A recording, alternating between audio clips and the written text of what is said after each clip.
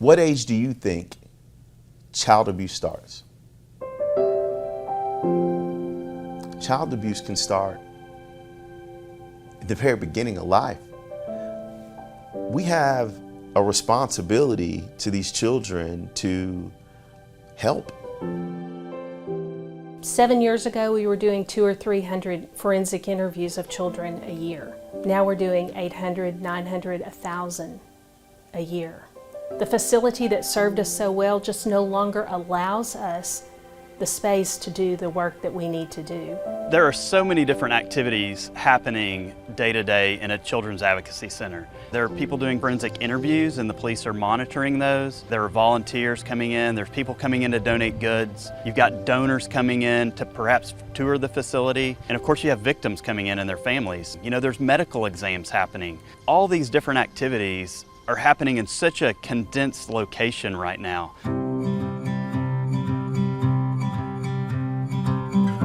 You may think that the CAC is all about fact gathering or getting information from the child, but once you tour the CAC, you realize that it's much more. It's more of a team approach with all the different agencies providing specific services to this child. And the more space we have, the more locations we have in the building, the more kids we can help. I think I have a really unique insight into why the building is necessary. You know, not only am I a board member, but I'm also involved with our foundation. And when we're going through at the end of the year and deciding who we want to give to, you know, we do focus more on programs, but there comes a point in time when you can only put so much into a program and you can only grow a program so much. If you don't have the space for it, you know, you're at a halt. And I think that's where we are with the CAC right now. People often get overwhelmed when they hear about the evil that is all around them and the people that are hurting children. And we start to ignore it because we think there's nothing I can do. But there is something we can do.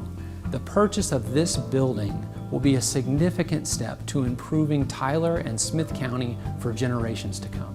There's hope, there's healing at the CAC, and that's why, to me, it's one of the best organizations in Smith County, hands down. We've had donors and friends in the community that have come through the building and immediately think of an adult in their family and say, I wish they had had a CAC when they were children. If you could imagine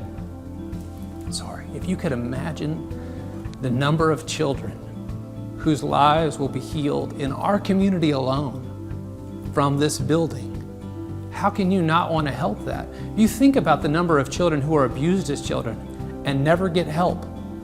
What kind of long-term effect does that have on your community to have these traumatized children? As much as we would wish they would, it's not the kind of thing you forget. It's not the kind of thing you grow out of. It's something that sticks with them forever unless they get the healing that they need. And the buying this building will help restore our community for generations. We know your heart. You know the heart of the Children's Advocacy Center, and we ask you to join us as we do what's right for these children to provide every service and make every effort for every child.